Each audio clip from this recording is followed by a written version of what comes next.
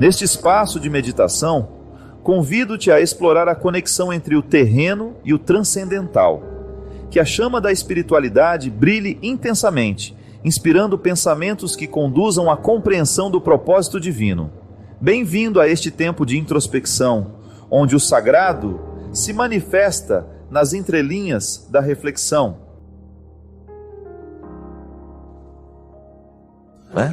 A vida é sagrada. Depois da encarnação, a teologia nos ensina, nada mais é profano. Tudo está tocado pelo mistério de Deus. E a gente precisa ampliar a nossa mentalidade, minha gente, para que a gente possa pensar assim. Pensar a vida como sagrado. O rio é sagrado, então eu não jogo no lixo no rio. Por quê? Eu identifico na água a sacralidade de Deus. Eu não vou poluir as matas, eu não vou poluir o ar. Por quê? Tudo isso para mim é sagrado. Veja bem que existe uma visão holística, né? Uma visão do todo nisso daqui, que durante um tempo os bobões de plantão achavam que isso era coisa da nova era. Pelo amor de Deus, não. Isso é espiritualidade aperfeiçoada, evoluída. É cristianismo evoluído. Eu ver no rio a presença do Cristo. Eu ver nas matas a presença do Cristo. E preservá-las por quê? Porque eu quero que o Cristo sobreviva. Eu quero que o Cristo prevaleça. Você já parou para prestar atenção que nós negligenciamos muito esta visão? Nós deixamos de falar de Deus a partir de todas as coisas. Durante muito tempo o nosso discurso religioso se limitou a ser um discurso moral. Isso pode, isso não pode. Pelo amor de Deus. O ser humano, para ser feliz, ele precisa muito mais que pode e não pode. Ele precisa de reflexão. Ele precisa de abrir a mente para perceber este Deus que está em tudo. Isso não é panteísmo não, né? Deus da árvore, Deus da água, não, é o mesmo Deus, é o nosso Deus uno e trino, presente em todos os desdobramentos criados, em toda a realidade criada. Falta para nós muitas vezes esta visão do sagrado. Imagina, minha gente, veja no tempo que nós estamos vivendo, falta a visão do sagrado no outro. Muitas vezes a gente não reconhece Deus na pessoa do outro. Nós banalizamos, nós batemos, nós somos violentos, nós matamos. Isso tudo é uma prova de que nós perdemos a referencial da imanência de Deus, desse Deus que está presente naquilo que é humano. Então a violência, o desrespeito, quando alguém, por exemplo, desrespeita a sua humanidade, ele está negligenciando o sagrado que está em você. Quando você desrespeita o outro humano, você está negligenciando o sagrado que está nele. É pecado isso, né? Quando eu atento contra as realidades sagradas. Há um judeu que a gente estudou muito na filosofia, ele diz de maneira muito bonita o sentido de alteridade, né? O outro é tão outro que eu não posso acessá-lo. O outro é totalmente o outro. Isso parece bobagem, né? Linguagem filosófica. Eu não tenho como esvaziar o significado do outro, por isso ele é sagrado. Sagrado é aquilo que não pode ser esvaziado, é aquilo que sempre tem algo a nos ensinar. Por que a Bíblia é sagrada? Ela foi escrita por mãos humanas. A inspiração é divina, mas são mãos humanas que escreveram a Sagrada Escritura. Só que aí entra o conceito de sagrado. Por que ela continua sagrada? Por que ela é sagrada? Porque ela não coube no tempo. Ela continua nos dizendo até hoje. Deus continua passando por meio daquelas letras. Deus continua acontecendo por meio daquelas palavras. Isso é bonito. É o sagrado sendo estendido no tempo. Assim como nós estendemos uma toalha branca sobre uma mesa para receber as pessoas que nós amamos. Para preparar um jantar para alguém que a gente ama. É sagrado o que nós vamos viver. Então nós colocamos a melhor louça, nós colocamos o melhor talher, nós fazemos uma comida saborosa. Pode ser simples. Não importa, o banquete ele será agradável, não é com a qualidade da comida que será servida não. Mas é a qualidade do amor que nós sentimos uns pelos outros. Isso é sagrado. Então se você for pensar, a espiritualidade que nos ajuda a viver verdadeiramente todos os desdobramentos dos compromissos que nascem da experiência religiosa, ela justamente nos coloca essa espiritualidade nos coloca numa percepção de que tudo nessa vida é santo e que eu só preciso reconhecer essa santidade e viver com todo respeito diante de tudo aquilo que está criado. Quem sabe se a gente conseguir isso, a gente vai resolver boa parte dos problemas que tem no mundo, que nascem justamente no desrespeito dessa condição de santo que está por aí e que a gente banaliza com muita facilidade. A espiritualidade já é uma forma, digamos que seria um formato do nosso jeito de viver a fé.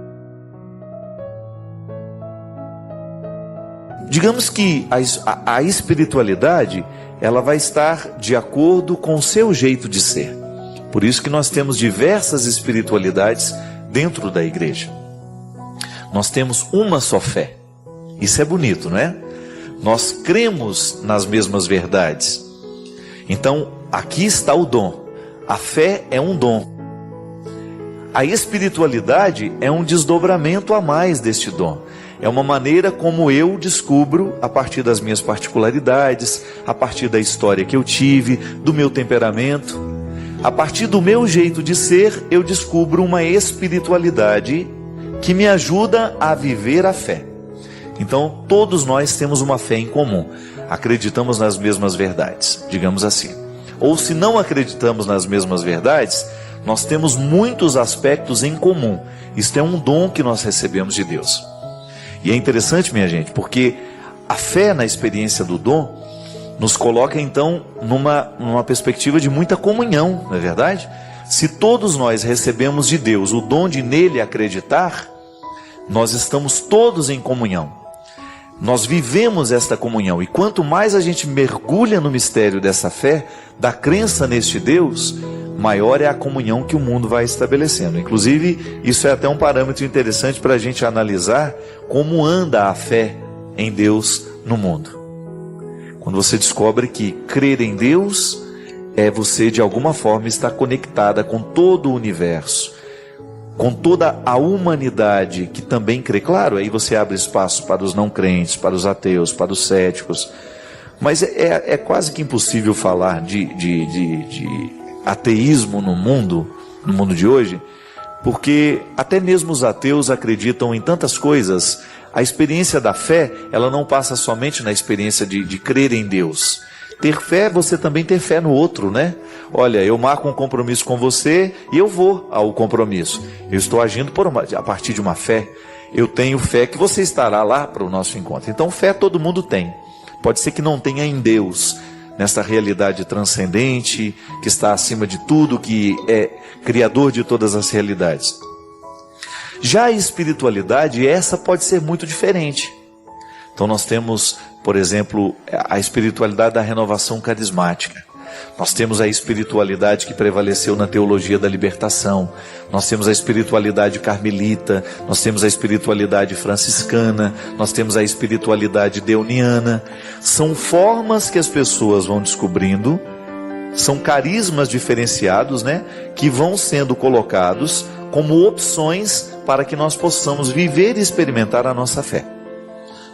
E é bonito isso porque nós não precisamos ser iguais. Eu me recordo, minha gente, que há muito tempo atrás, há uns 10 anos atrás mais ou menos, eu descobri um grande amigo, que até hoje ainda é um grande amigo meu, e ele é um artista, com um poder de arte muito grande dentro do coração dele. E eu me recordo que eu o via sempre aqui nos encontros da Renovação Carismática, aqui na Canção Nova, e eu percebia que ele não se envolvia, ele não conseguia viver aquilo que nós estávamos vivendo. Até um dia ele me confessou isso. Ele falou assim: eu me sinto tão inferior a vocês. Aí eu perguntei por quê. Ele disse: porque eu não consigo sentir a mesma fé que vocês sentem. Eu não consigo acreditar do mesmo jeito que vocês acreditam. Eu me sinto muito frio. Quando eu estou vendo vocês rezando, eu jogo por terra o meu jeito de rezar. Eu acho que o meu jeito de rezar, eu quase que não acredito em nada, perto da maneira como vocês manifestam. Ali estava um conflito estabelecido a partir dessa diferenciação.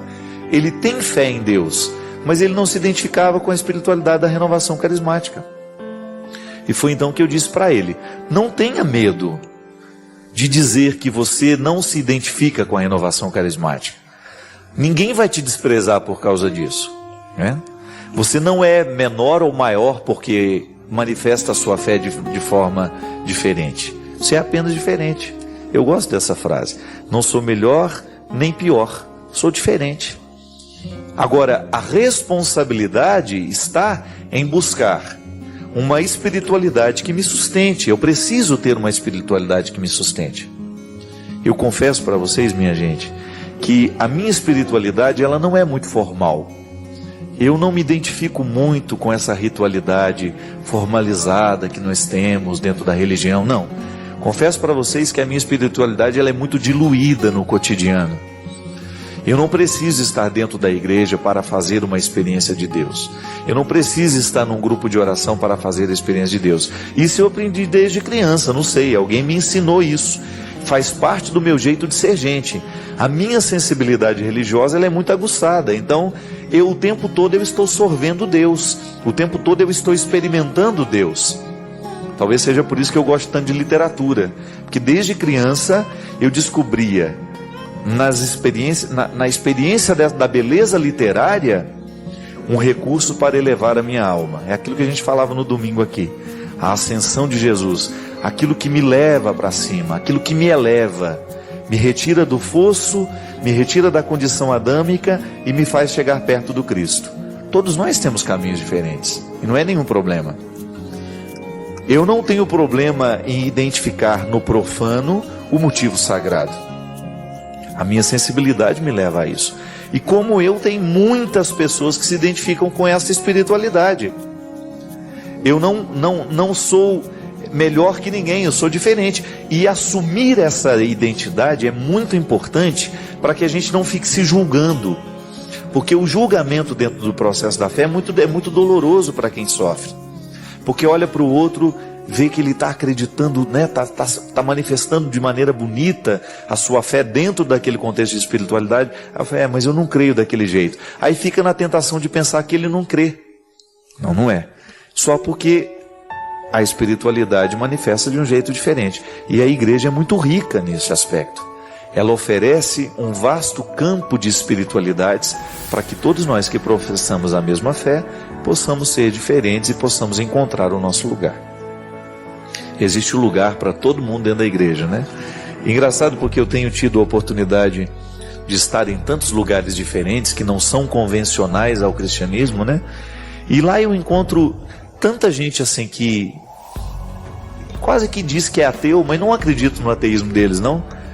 Porque são tão sensíveis às coisas bonitas da vida, são tão sensíveis à bondade, são pessoas de bem, são pessoas que trabalham pela bondade no mundo. Então Deus já está presente ali, mesmo que Ele não esteja da mesma forma como está aqui, formalizado, institucionalizado, né, a partir de uma religião que nós praticamos.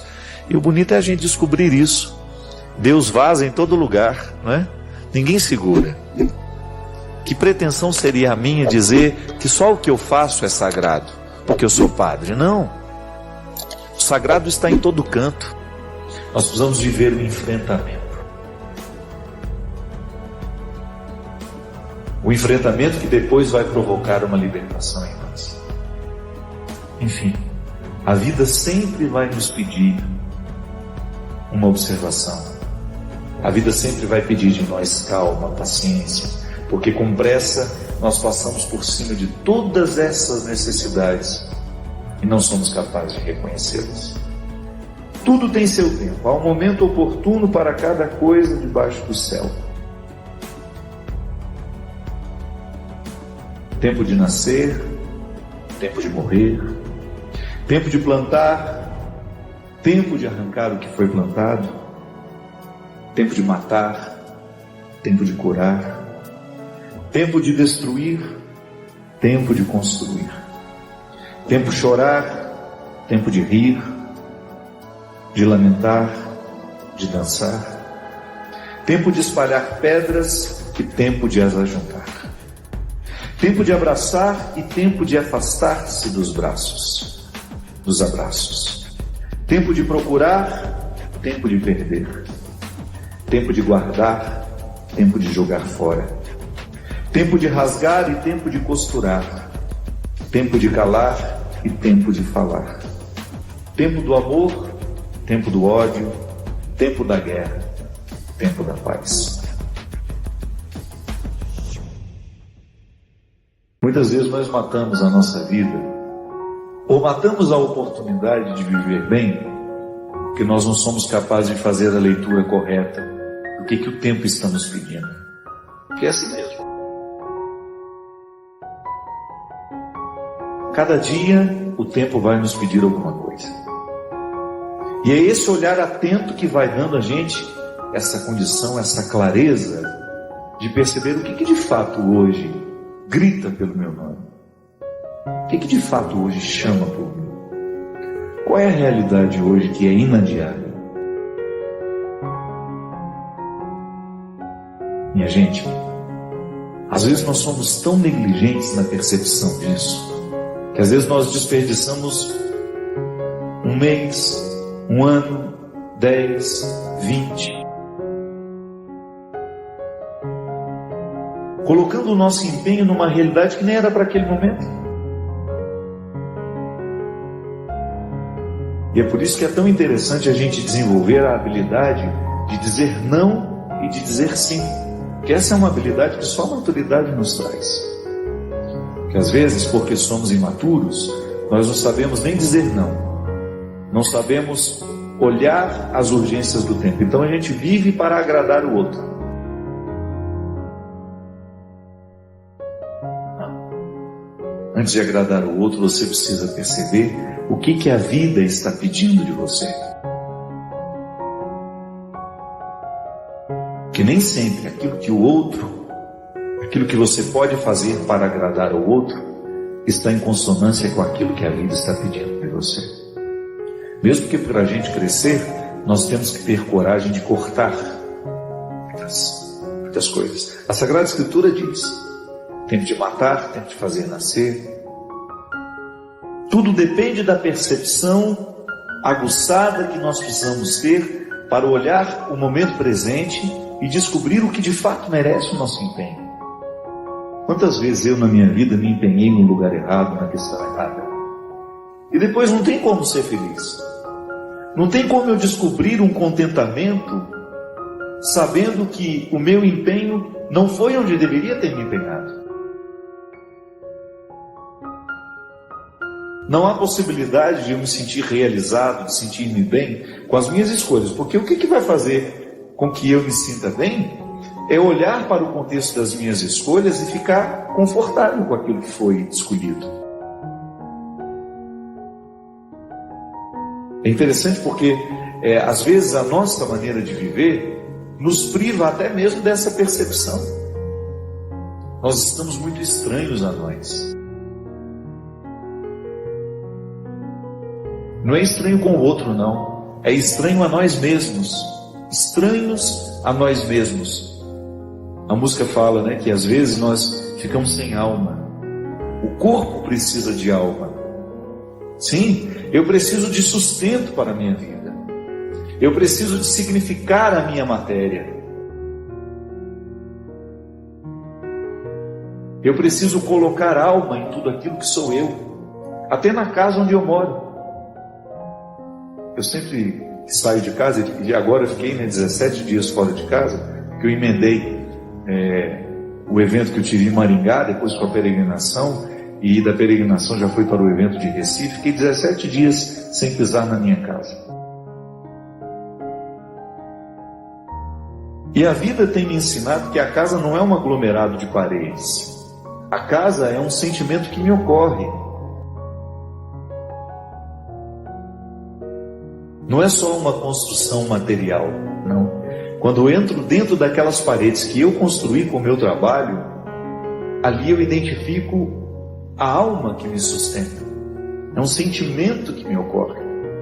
Nós que voltamos da peregrinação agora, eu tenho certeza que todos experimentamos isso. Quando a gente abre a porta da casa, quando a gente entra, é um sentimento bom que nos ocorre. Isso é alma. É quando a matéria está plena de significados. É quando a gente começa a atribuir um significado que ultrapassa as paredes, os móveis, o telhado ou a laje, o jardim, o portão de entrada. É um sentimento que nos ocorre. E é interessante que a qualidade da nossa vida depende, está intimamente ligada à nossa capacidade de depositar a alma nas coisas. Eu não estou falando dessa alma, do significado mais profundo da nossa vida, dessa dimensão espiritual que me conecta com a eternidade. Não. Eu estou falando de tudo aquilo que vive e que faz sentido à matéria. Traz sentido àquilo que é material. Então a gente usa de maneira inadequada o termo alma. Perceber que os meus objetos estão perpassados por um significado que ultrapassa a matéria. Como dizia Rubem Alves, Existem coisas que são mais que coisas, são coisas que nos fazem lembrar. Isso é, virar um sacramental. Da mesma maneira como eu trago uma lembrancinha da viagem, aquilo é para mim apenas um sacramental de alguma coisa que foi boa, que foi vivida, que foi experimentada, que me fez bem. Mas agora, na minha oportunidade de colocar a alma neste corpo, nessa oportunidade única que eu tenho de viver diariamente bem a minha vida e assim inflar ar em tudo isso, da mesma maneira como eu percebo essa outra alma das coisas, da minha casa quando chego, de um sentimento que me ocorre. O viver bem, me trazendo a consciência de que hoje, quando eu observo as urgências da minha vida e me empenho nessas urgências, eu estou colocando alma no meu corpo. Padre, essa visão separatista não combina com a teologia cristã. Eu sei, isso é só didática. Essa separação é apenas didática. Funciona tudo junto. Corpo e alma estão, embora sejam realidades distintas, funcionam juntas. É unidade. Nós proclamamos a unidade de tudo isso. Agora, quando eu percebo, quando eu identifico que eu não estou fazendo, que eu não estou me empenhando para viver bem, eu estou sim fragilizando os recursos da minha alma, que são justamente para me ajudar a viver bem a própria vida do corpo. Trabalham em conjunto, minha gente. E nós muitas vezes negligenciamos a observância do tempo, como na Escritura que diz. O Escritor Sagrado fala justamente isso. Tempo de chorar e tempo de rir. Há momentos que a própria vida te mostra a necessidade de chorar, de jogar para fora os seus excessos, de não ter medo da tristeza, de permitir que essa tristeza cabe dentro de nós, as suas riquezas, e que nos ajude a encontrar a pedra preciosa que só o sofrimento poderia nos levar a conhecer. Depois vem o riso. O riso não nasce por acaso. A gente já cantava aquela música também, Ando devagar porque já tive pressa e trago esse sorriso porque já chorei demais. O sorriso é o resultado da lágrima bem chorada. O sorriso é o resultado final de um processo de luta que nós estabelecemos, de observar dia a dia qual é o empenho que aquele dia me pede, o que hoje eu preciso fazer para ter o direito do sorriso amanhã. E é bom, você sabe por quê? Porque à medida em que nós estamos passando o perrengue, sabendo que ele será construtivo, já nascem pequenos sorrisos ao longo desse processo. Quando a gente fala de um sorriso final, é apenas a metáfora de um processo bem feito, bem vivido. Tempo de abraçar, tempo de se afastar. Quanto sofrimento, Em perceber o distanciamento como necessário ao crescimento do outro. É aquele filho que vai embora para estudar. Não dá para reter filhos. Por isso que é tempo de abraçar, é tempo de cuidar, é tempo de estar junto. E vai chegar um momento em que esse afastamento será necessário para o próprio curso da vida, depois volta. Mas no primeiro momento a gente precisa do distanciamento.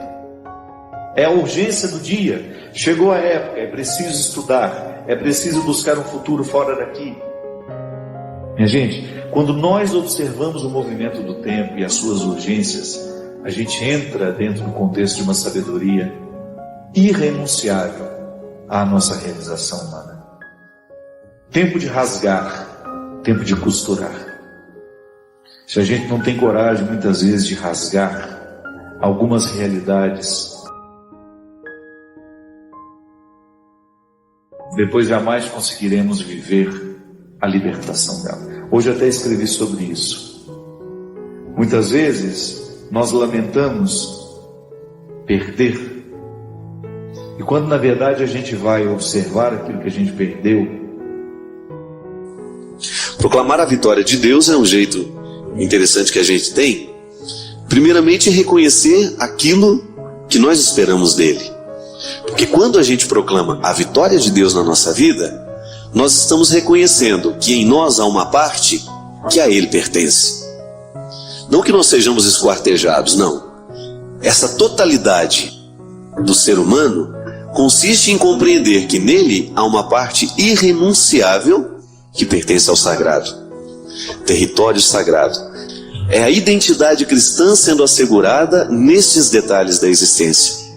Quando a gente descobre que dentro de nós há um espaço para a coragem, mas que também há um espaço para a fraqueza, e que na reconciliação dessas duas realidades, porque elas precisam ser reconciliadas o tempo todo, uma vez que ninguém é corajoso sempre, mas ninguém também é um fracote sempre. Nós fazemos a mistura, a transição de o tempo todo a gente se reconhecer em algum lado dessa história. Não te condenes a morrer com os teus defeitos. Coisa mais triste, minha gente, é quando a gente fala assim: eu sou assim e não mudo. Porque quando a gente diz que a gente não vai mudar, de alguma forma a gente já começou a morrer. Porque aquilo que não muda é aquilo que está morto. Por isso que o conceito de santidade é um conceito dinâmico que nos move o tempo todo para a vida. Santo não é aquele que está no definitivo, não. Santo é aquele que está no movimento constante de lutar para ser melhor. Santidade, todos nós somos convidados a viver. E às vezes nós achamos que santo é coisa de gente que já está no altar. Não. Santidade é uma realidade, é uma luta para a qual todos nós estamos convocados. Não tem que ficar se acomodando nos defeitos que a gente tem. É tão bom a gente ter a sensação que cresceu. Erga os olhos, destranca a tua voz. Vem receber novas vestes de luz e proclama comigo a vitória de Deus. Destranca a tua voz. Você que tantas vezes tem medo de dizer, você que tantas vezes tem medo de falar das tuas dificuldades, dos teus limites. É tão bom a gente ter coragem de assumir que a gente é frágil. É tão bom a gente ter coragem de assumir a fragilidade, porque depois dela, a coragem toma conta de nós. E isso é realidade, não é uma conversa fiada, não. Às vezes nós nos empenhamos tanto para vencer, mas a gente esquece de um detalhe pequeno e tão fundamental na vitória. Para a gente alcançar a vitória, nós precisamos o tempo todo fazer a experiência constante de permitir que aquilo que é parte de Deus em nós, que Ele cuide, que Ele alimente. Porque aquilo que é dele, Ele já está fazendo acontecer. Agora a vitória muitas vezes não ocorre porque falta a nossa disposição de trazer as talhas com água para que Deus faça a água transformar-se em vinho. Este movimento é humano, é decisão humana acreditar na palavra que transforma a água em vinho. Você já parou para pensar quantas realidades humanas você experimenta? Quantas realidades você hoje vive na sua vida que são semelhantes à história do vinho, da água que se transforma em vinho? Quantas realidades humanas você precisaria ter a coragem de apresentar ao Senhor e dizer: ó, essa é minha água, que eu gostaria muito que o vinho acontecesse. Esta é a luta que eu trago, Senhor. É o empenho que eu tenho vivido todos os dias da minha vida, e eu espero pelo teu milagre. Porque eu sei que esse milagre se dá a partir de dois caminhos, o meu e o seu. que num determinado momento se junta. São dois gestos que têm o poder de transformar e de acontecer e de fazer aquilo que antes parecia impossível. Causas impossíveis, nós costumamos dizer. Existem muitas causas que são impossíveis, é porque a gente ainda não fez o que é possível. Nós só temos o direito de esperar pelo impossível depois de termos feito tudo o que nos foi possível. E trazer a talha com água é um jeito que a gente tem de apresentar ao Senhor o nosso empenho e a nossa disposição. Deus entra na nossa vida é aqui. Às vezes a gente costuma falar que quem se converte é o coração, né? Mas vamos ser concretos hoje. Deus entra pela cabeça, sabe por quê? O coração é apenas metáfora daquilo que o cérebro já decidiu. Você ama é aqui. Por isso que quando a cabeça não funciona, quem sofre é o coração. Quando a gente não decide certa pessoa que nós vamos amar, quem sofre é o coitadinho aqui, que vai vivendo as pressões, né, e depois ele vai infartando aos poucos. É assim. Deus acontece na nossa cabeça. Por isso que os gregos tinham uma expressão muito interessante que pertence ao contexto da filosofia, que uma pessoa está de fato modificada é depois que aconteceu nela a metanoia. Sabe o que significa metanoia? Mudança de mentalidade. Aquilo que antes girava para a direita, agora gira para a esquerda. Isso é conversão. O nosso raciocínio conseguiu englobar algumas realidades que antes ele não englobava. Aí a gente pensa com mais amplitude. E às vezes as coisas vão mal na nossa vida porque falta visão mesmo. Falta a gente pensar diferente. Porque Deus acontece na nossa vida quando a gente pensa. Deus acontece na nossa vida quando nós agimos pelo bom senso. Ou quando nós começamos a colocar a vida a partir de algumas reflexões. Ou quando nós começamos a viver de maneira mais refletida. Aí a gente começa a abrir os horizontes para aquilo que antes parecia tão estreito. Aí nós começamos a acender luzes em lugares que antes estavam tão escuros. E é isso que nós queremos fazer. Muitas vezes nós temos a ilusão de que amar uma pessoa é você agradá-la o tempo todo. Não. Na verdade, a gente só firma no amor que a gente sente a partir do momento que a gente tem o poder de desagradar também, né? Que você já tem a segurança de desagradar. Engraçado, pode observar, pessoas muito carentes têm uma dificuldade imensa de desagradar, porque ela quer manter o outro sempre gostando dela. E manter o outro gostando da gente não é garantia de nada, né? Não garante absolutamente nada. Às vezes a gente encontra pessoas que precisam justamente se encorajar, se energizar, digamos assim, né?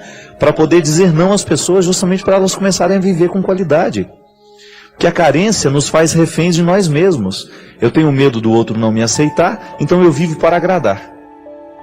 É engraçado por isso que o contexto da profecia requer muita coragem daquele que é profeta. Porque senão o profeta ele vai se camuflando, né, de acordo com a situação, e ele nunca vai ter a coragem de dizer a verdade, porque ele tem medo do que os outros vão achar dele. Não. Nós precisamos ter coragem profética até nos relacionamentos que nós estabelecemos. E, gente, às vezes nós encontramos filhos que mandam nos pais. Esta ordem não pode ser invertida, minha gente. Uma criança de 5, 6 anos, ela não está madura para as decisões. Ela precisa ter uma voz que venha de cima. É interessante que na ética a gente tem 2 modelos de ética, né? A ética da autonomia e a ética da heteronomia. O que é a ética da autonomia? É quando eu comando as minhas regras. Eu já tenho domínio sobre os meus valores, eu já tenho uma autonomia para decidir. A heteronomia é quando a regra vem de fora, eu preciso escutar o que o outro está dizendo, o que ele me aconselha, para que eu possa agir. A gente precisa se equilibrar também nas duas. Eu não posso ter a minha ética pessoal e viver a partir dela somente, como eu também não posso viver somente do que os outros me mandam fazer. A maturidade consiste em nós vivermos o equilíbrio dessas duas éticas. Eu tenho autonomia, mas também tenho espaço para a heteronomia. Isso é, eu escuto o que o outro também tem a me dizer. Eu sou capaz de respeitar a regra do outro também. É uma regra que vem de fora, que para mim tem valor também. Veja bem que a educação ela passa o tempo todo. Uma criança de 5, 6 anos, ela ainda não tem autonomia para decidir muita coisa. Ela já tem, é claro, ela se exerce em pequenas autonomias. Ela escolhe o brinquedo que ela quer brincar, ela escolhe isso. Coisas que você sabe que o seu filho precisa saber escolher, deixe que ele escolha. É até bonitinho, né? Ver a criança tomando gosto pelas cores. Eu me lembro que era uma tristeza lá em casa. O meu pai mandava cortar o cabelo de todo mundo igual. E era uma tristeza que tinha um corte chamado meia cabeleira. Já ouviu falar nisso? Era uma das coisas mais feias que podia existir na vida, né? Que era tudo suruca aqui, ó. E aí ficava só aquele topete, assim. Meia cabeleira. Parecia o corte do exército, né? E eu já era meio assim, enjoadinho desde pequenininho, né? Quando via o meu cabelo dos meus irmãos daquele jeito, eu já me ficava ameaçado. E eu consegui convencer o meu pai a deixar o meu cabelo do jeito que era. Eu até tenho umas fotos assim, eu tinha um cabelinho de cuia. Horroroso também, mas eu gostava, né? Parecia que tinha colocado uma cuia na minha cabeça e feito aquele negócio assim. É igual o cabelo do Maurinho, filho do Edson. Belezinha, um capacetezinho assim. Maurinho é lindo. E eu me recordo que naquele, igualzinho do China, do meu antigo diretor aqui, tá lá em Portugal. Quando eu fiz essa experiência de convencer o meu pai a deixar o meu cabelo como eu queria, eu me recordo que eu me senti, né, valorizado. Pode ter certeza que naquele momento o meu processo de autonomia começou a se fortalecer dentro de mim. Diferente de uma criança que é mandada o tempo todo. Há crianças que não têm o direito de escolher a cor que gosta. Também eu me lembro que tinha sobretudo os gêmeos, né? É uma coisa mais triste que tem, aqueles gêmeos vestidos iguais, né? A gente saía, tinha uns amiguinhos gêmeos, aquilo despersonaliza, né? Porque fica tudo igual, né? E é uma das coisas que pode ofender dois irmãos gêmeos, é isso, né? Nossa, você é tudo igual, né? Não, não somos iguais. Ah, mas gente, são pessoas diferentes. Mas a gente tinha mania de vestir tudo igualzinho, aquela coisa. Pode observar que depois, quando vai entrando no processo da autonomia, a própria criança rejeita, não quer mais a roupa que a mãe escolhe. Claro, tudo isso tem limite, mas é bom você perceber que a criança vai se exercitando e crescendo nessas vontades.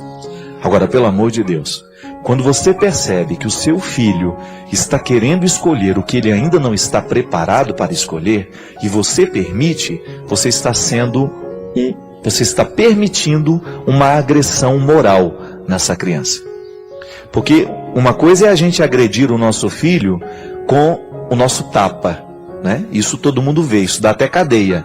Outra coisa é você agredir o seu filho do ponto de vista moral. Como é que eu agrido o meu filho do ponto de vista moral? Quando eu, por exemplo, estabeleço uma discussão de adultos na frente de criança. Quando eu trato de assuntos que fazem parte do contexto da vida adulta, diante de uma criança, eu estou agredindo do ponto de vista moral.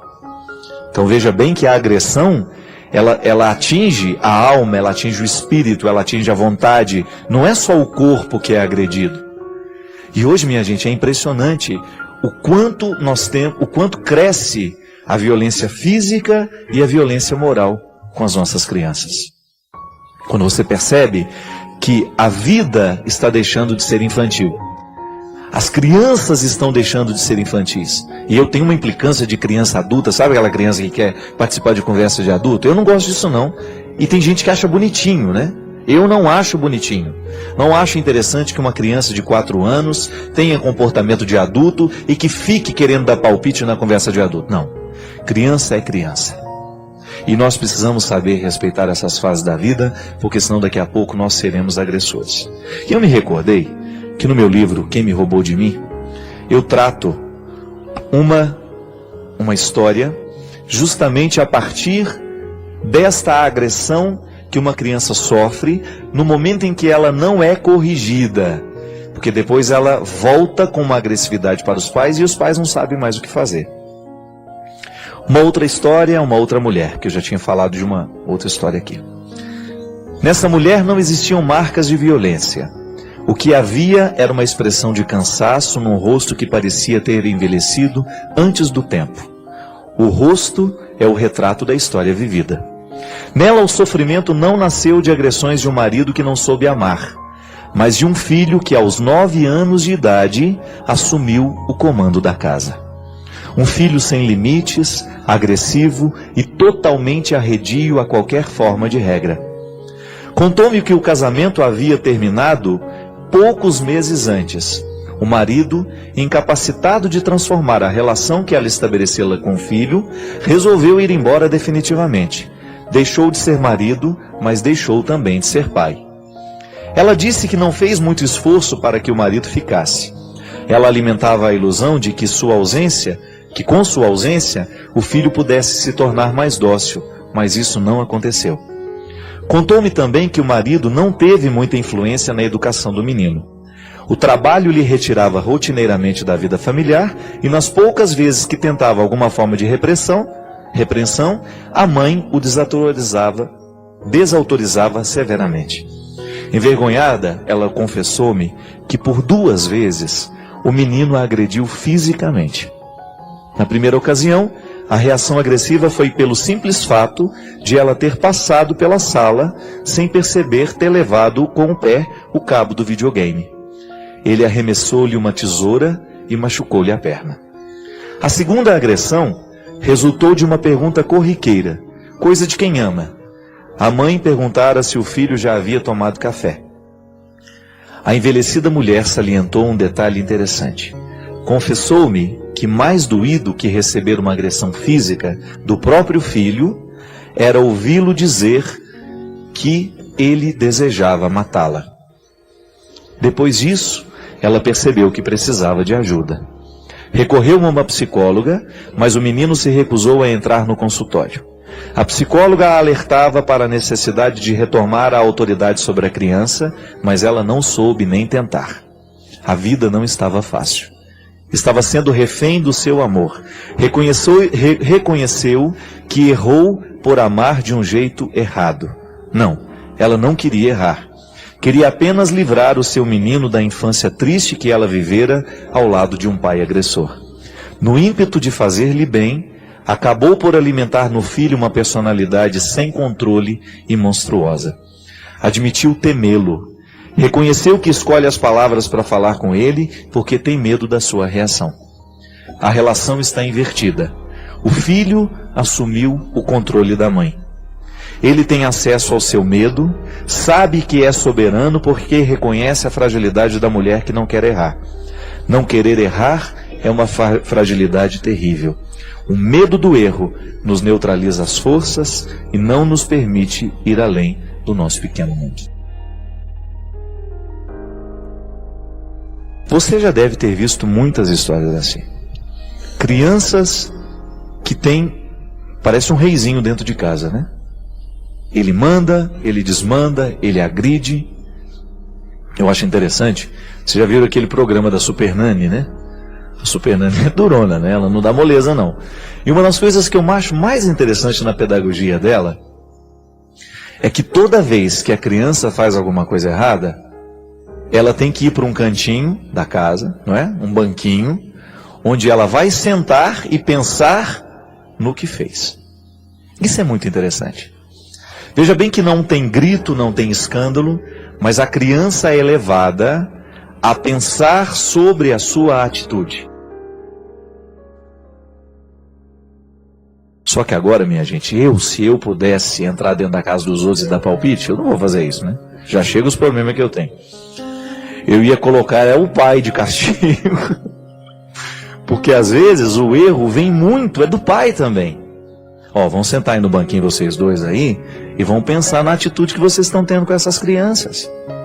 Então, já que a gente pode no programa de direção espiritual, quem sabe eu vou sentar você no banquinho agora. Você está aí ouvindo, eu acho que o padre tem razão, eu estou errando na educação do meu filho. Pensa sobre tudo aquilo que você está permitindo que o seu filho faça. Minha gente, a melhor forma de nós resolvermos os conflitos é a gente estabelecer diálogo. É a gente explicar o porquê dos nãos. Não é só dizer não. Você diz o não e dá o motivo do não. Não é não pelo não. Há uma razão, há um motivo fundamentando a restrição. Nós não podemos pensar que um ser humano vai dar certo somente a partir de permissões. Você sabe muito bem que esta educação permissiva, ela não permite o amadurecimento das pessoas. A única coisa que ela permite é o sossego, né? Porque aí você dorme e está deixando tudo mesmo, você fica tranquila e as coisas vão acontecendo e você está fora da responsabilidade. Não, não é para ser assim. Definitivamente, ninguém lhe obrigou a colocar um filho no mundo e a partir do momento que você o colocou, é responsabilidade sua comandar o processo. Comandar este processo é o absolutamente necessário para que você tenha condições de pelo menos deitar a sua cabeça no travesseiro e dormir tranquilo. Porque é esse comando que você precisa fazer, é esta rédea que você precisa ter na mão que vai lhe dar tranquilidade. E diga sim, e diga não. Equilibre-se o tempo todo nessas duas possibilidades. Porque a educação dos nossos filhos, dos nossos colégios também é a mesma coisa. Dentro dos nossos colégios, dentro dos nossos ambientes de trabalho, somente no momento em que nós equilibramos o sim e o não. Paciência, uma palavra forte para os dias de hoje.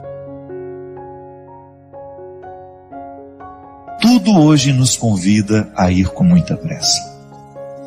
O mundo hoje é apressado. E se a gente não cuida, a gente entra nesse ritmo acelerado que nos impede muitas vezes de perceber a própria vida.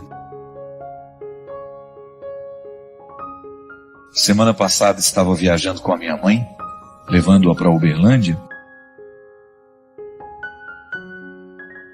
E num determinado momento eu tinha dormido, que eu estava com muito sono. Eu acordei e sentei ao lado dela. Eu falei, senhora não quis dormir um pouquinho não? E ela me disse assim, eu não. Essa paisagem está tão bonita, se a gente perde a gente não vê. Achei a resposta da minha mãe muito sábia. É verdade. Muitas vezes nós não apreciamos a viagem, ou porque estamos ocupados com tantas coisas, porque até queremos dormir um pouco, não é nenhum problema. Mas ela, diante da beleza da paisagem que ela tinha do lado de fora do ônibus, ela preferiu apreciar aquilo que estava sendo a viagem. E é interessante porque às vezes, quando nós pegamos a estrada, a nossa ansiedade é chegar. Por isso que às vezes a gente acelera tanto, a gente anda até acima da velocidade permitida, colocando em risco a nossa vida, em risco a vida do outro. Porque nos falta a percepção de que na viagem o importante é o ir. A graça não está no destino final, mas está em cada passo, em cada etapa desse deslocamento que nos leva até aquele lugar. Para isso a gente precisa ter paciência. Talvez seja a virtude mais necessária para os dias de hoje, a gente ter paciência. Paciência com o processo da vida, paciência com os outros que estão ao nosso redor. Porque só na paciência é que a gente descobre que a vida é rara. Que a vida é rara, que ela precisa ser apreciada, ser saboreada, que essa vida merece ser vivida em cada momento, em cada etapa, com muita intensidade. E às vezes nós vamos ficando cansados, né? Nós vamos perdendo a capacidade de ter essa paciência. Pode observar, quando nós estamos estressados demais, a primeira coisa que a gente perde é a paciência. A gente tem dificuldade de lidar com o tempo, a gente tem dificuldade de lidar com as esperas, com as demoras, a gente quer tudo para ontem. A gente coloca a nossa alma num ritmo tão acelerado e que é tão contrário a ela. Minha gente, nós precisamos prestar muita atenção no ritmo que nós estamos dando à nossa alma. Muitas vezes nós estamos fazendo a nossa alma viver num ritmo que sufoca, que mata aos poucos. E quem é que impõe esse ritmo à alma? O corpo. Porque nós não podemos separar as duas realidades. A antropologia cristã nos ensina que corpo e alma precisam ser conjugados juntos. Mas você não pode esquecer que elas têm necessidades diferentes. São duas realidades que necessitam de coisas diferentes. O corpo precisa de atividade física, precisa de alimento, precisa de descanso, precisa de conhecimento. Não é assim que funciona? Se você cuida bem da saúde do seu corpo, você vai observar a necessidade de vez em quando fazer um check-up, fazer um exame de sangue, examinar tudo aquilo que é o funcionamento do seu corpo, porque você quer viver, você quer ter saúde. Então, para ter saúde, é preciso administrar as necessidades do corpo.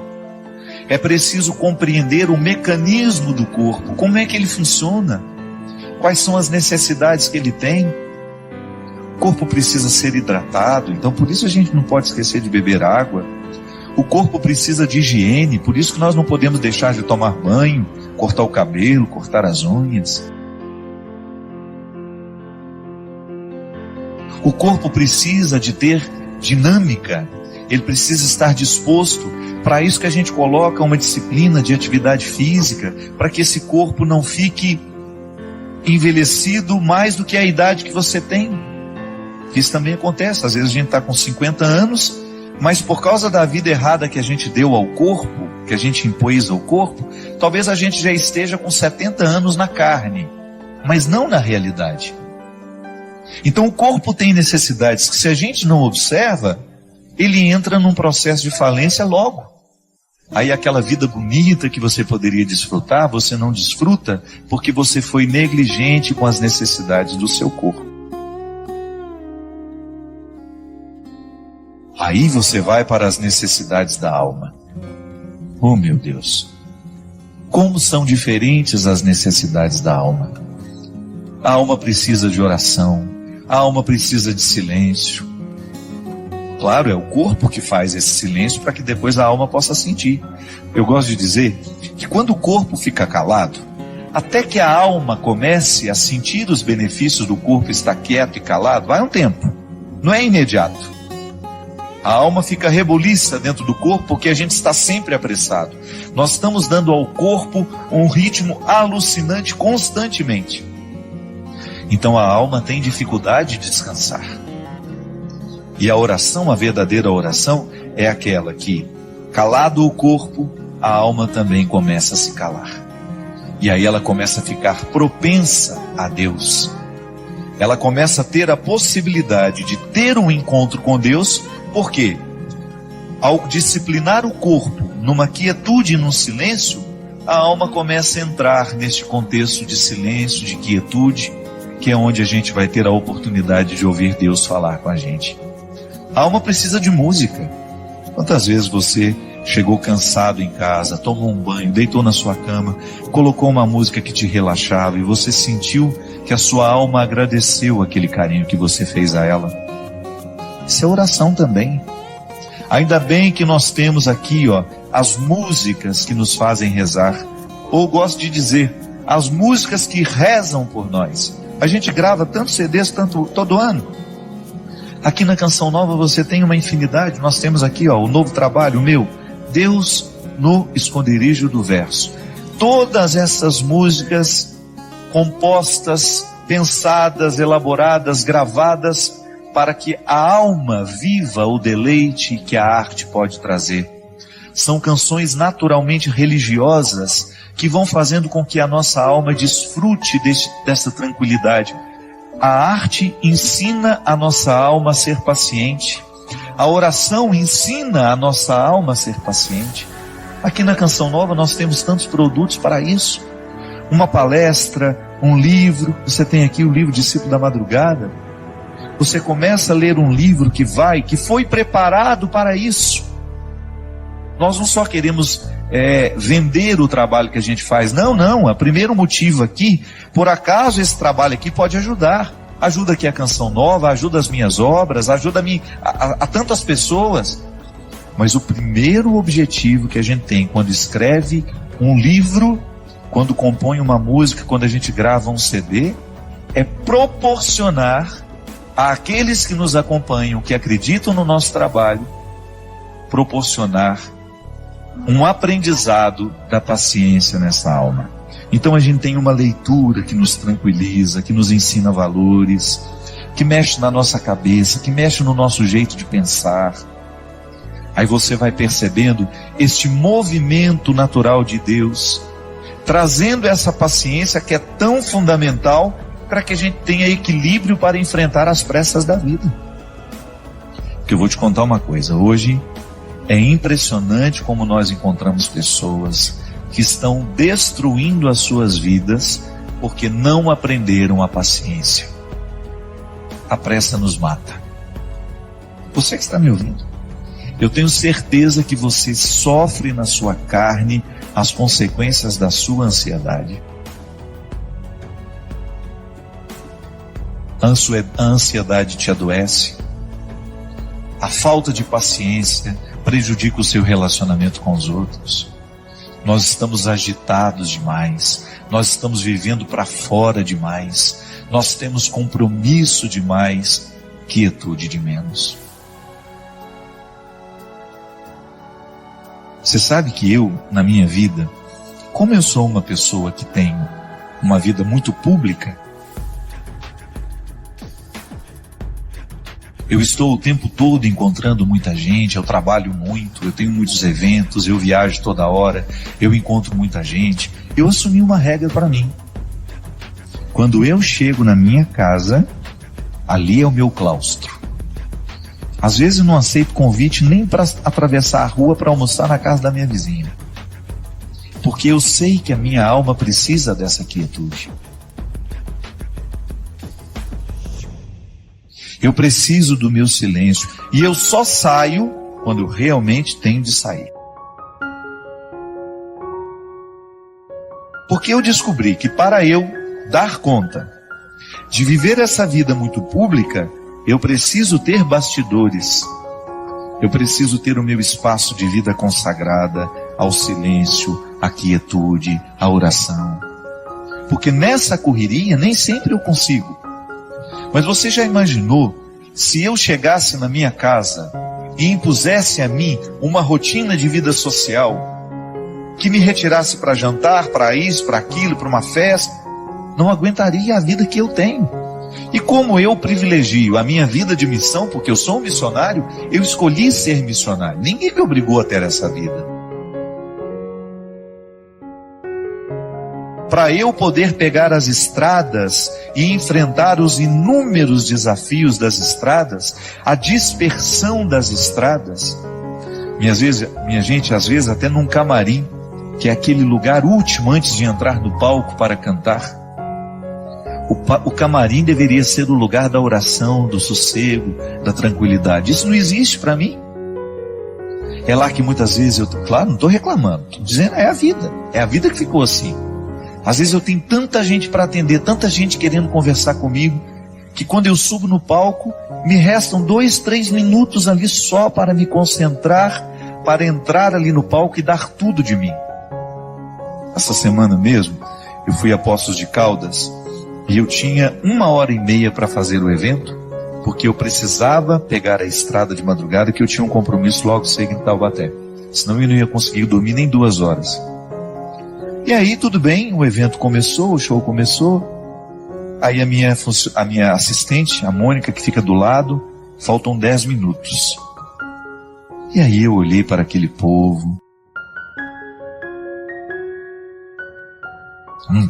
Não tenho coragem de parar o show aqui agora porque eu preciso ir embora.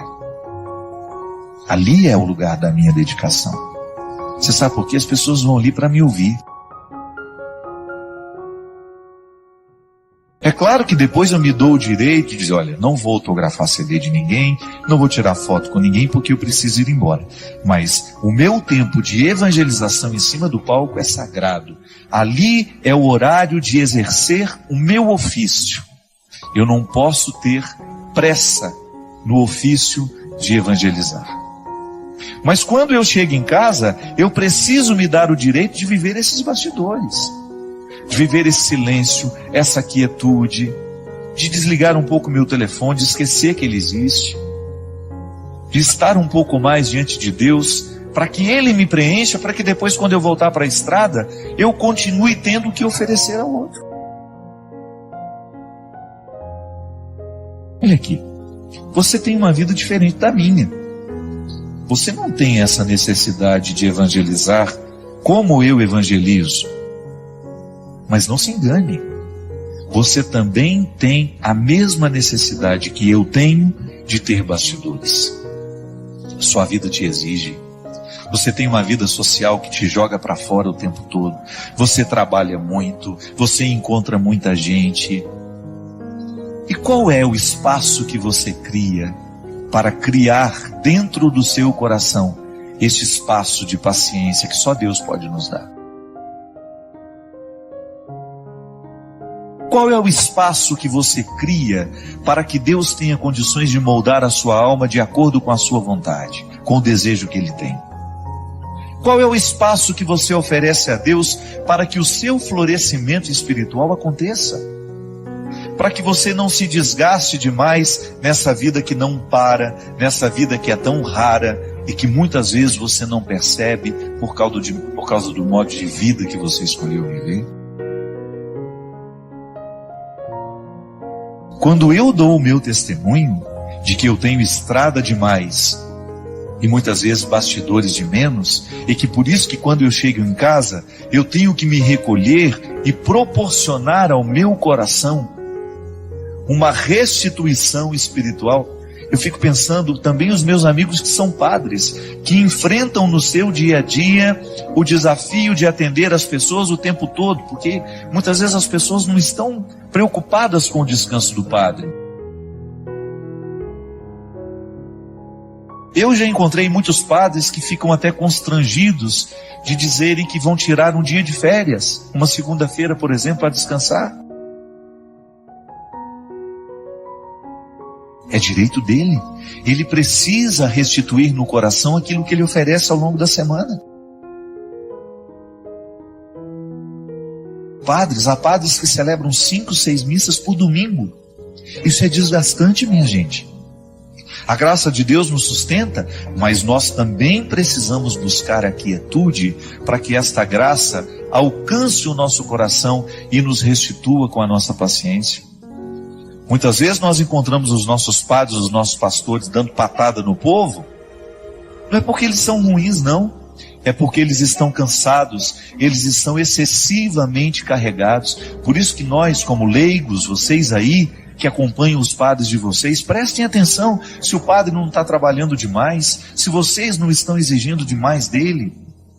Ofereça a eles isso. O padre vai passar um dia lá em casa, ninguém vai te importunar, nós vamos oferecer uma casa onde o senhor possa descansar um pouquinho, passar um tempo com pessoas que não vão te exigir nada como padre, onde o senhor seja apenas um ser humano, onde o senhor possa rezar, possa ficar em silêncio.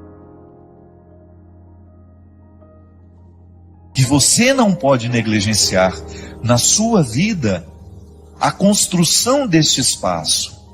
Até na nossa vida consagrada, nós que somos consagrados a Deus, eu vejo aqui na Canção Nova, como esses meninos e meninas trabalham. Eles trabalham muito. O meu diretor mesmo, China, que agora está trabalhando ali nos bastidores, quantas vezes esse menino passa a noite editando programas, às vezes o programa que vai ter de ser repetido, ele passa a noite editando esses trabalhos, trabalha muito. Se você vê essa equipe que está aqui, eles são trabalhadores e não tem muito tempo não. Mas você vai olhar para eles, você vai buscar na vida deles, os consagrados sobretudo, sempre encontram o seu espaço de estarem em silêncio diante do Senhor, buscando a restauração dessa vida espiritual que vai por água abaixo se a gente descuida. Eu já lhe disse isso aqui uma vez e volto a repetir.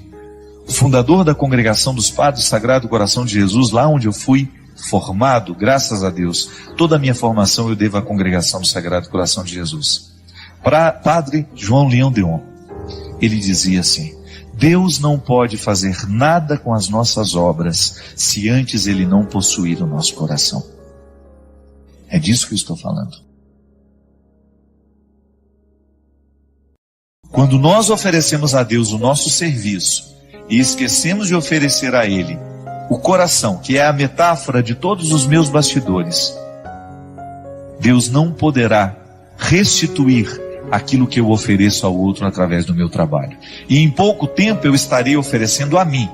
E oferecer a mim, somente a mim, vai me desgastar demais. Eu vou ficar cansado, eu vou perder a paciência, eu vou ficar estressado, eu vou ficar bruto com as pessoas e eu vou esquecer a delicadeza, que é justamente a característica de todo cristão. Portanto, não tenha medo de introduzir na dinâmica do seu cotidiano o espaço da sua restauração interior. Pode ser 5, 10 minutos. Silêncio, oração, respiração profunda. O exercício da respiração profunda é excelente para quem quer descansar, para quem quer dormir bem. Uma boa leitura, uma música que vai lhe fazer bem. Não vá para a cama sem lhe oferecer este oásis que vai lhe dar condições de trabalhar essa paciência dentro do seu coração. Desejo a todos vocês que assistiram o vídeo até o final, que tenham um ótimo dia e sejam abençoados na graça de Deus Pai, em nome do Pai, do Filho e do Espírito Santo. Amém.